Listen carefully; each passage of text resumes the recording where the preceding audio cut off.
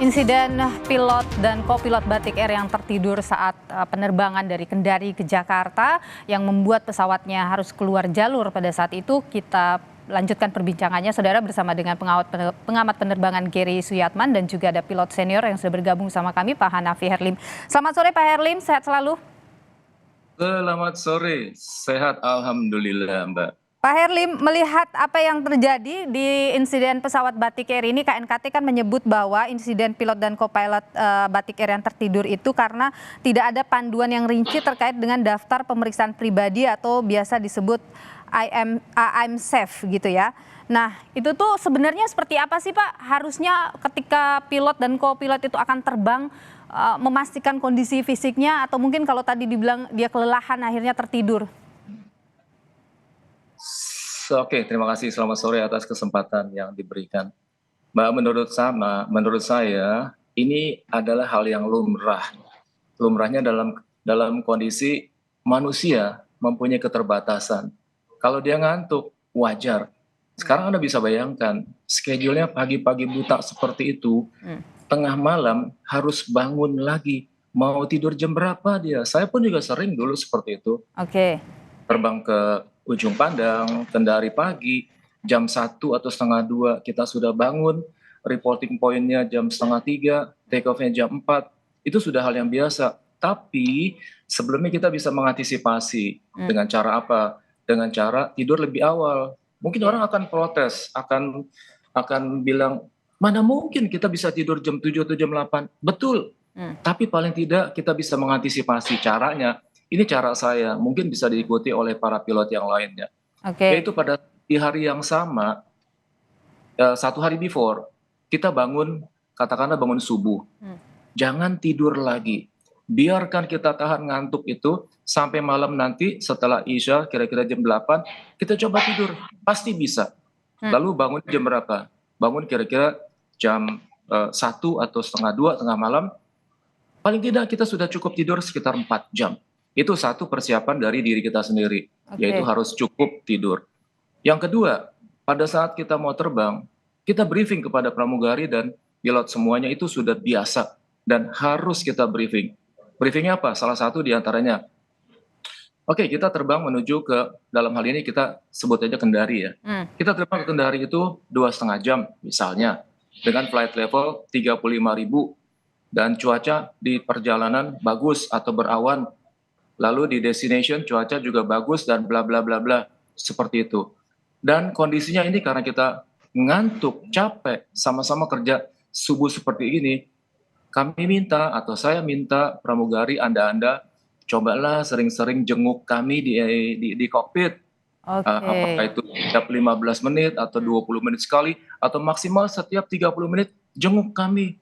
Itu yang ketiga. Yang keempat, kalau misalnya salah satu mau tidur, kita janjian sama si co-pilot atau sama si kaptennya. Oke, gue tidur ya sekarang ya, lu yang terbang.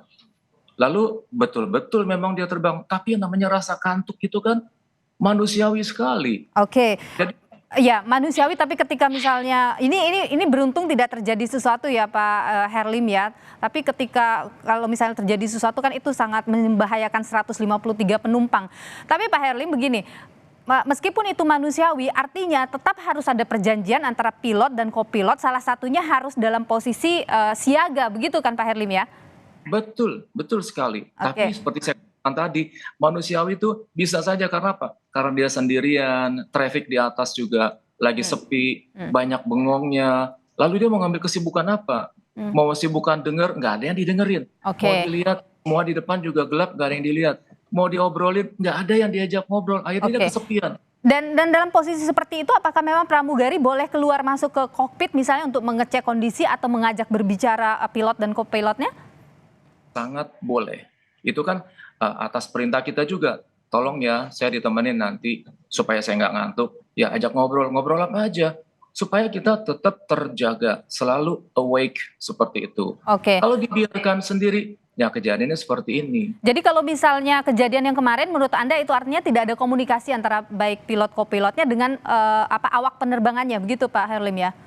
Mungkin. Iya, betul sekali. Mungkin itu terlupakan si kapten untuk briefing kepada sang pramugari supaya sering-seringlah jenguk kami. Atau kalau memang dia salah satu mau tidur, panggil salah satu pramugarinya ke depan, yuk temenin saya ngobrol. Oke. Supaya dia terjaga terus. Oke, Pak Herlim, sebenarnya ada aturan kah misalnya sepengalaman Anda sebagai pilot senior, berapa lama power nap itu bisa dilakukan oleh baik pilot atau kopilot dalam durasi penerbangannya? Tadi maksudnya apa? Power nap? Ya, tidur yang tadi itu, yang istirahat sebentar itu. Oh, oke. Itu bisa kita lakukan, tapi kadang-kadang kita maunya tidur sejenak, tapi bisa juga kebablasan. Maunya sih kita tidur 5 menit atau 10 menit. Tapi karena mungkin saking ngantuknya, saking capeknya, akhirnya jadi kebablasan. Nah yang Oke. satunya lagi tidak sadar akan dirinya ternyata dia ikut tidur. Oke, tapi pemeriksaan pribadi terkait dengan kondisi pilot atau awak pesawat begitu ketika sebelum terbang itu memang dilakukan oleh maskapai sebelum terbang, Pak Herlim? Biasanya kami hanya cek tensi berapa, lalu oksigen tubuh berapa. Cuma itu yang kami bisa cek, yang Oke. lain tidak bisa.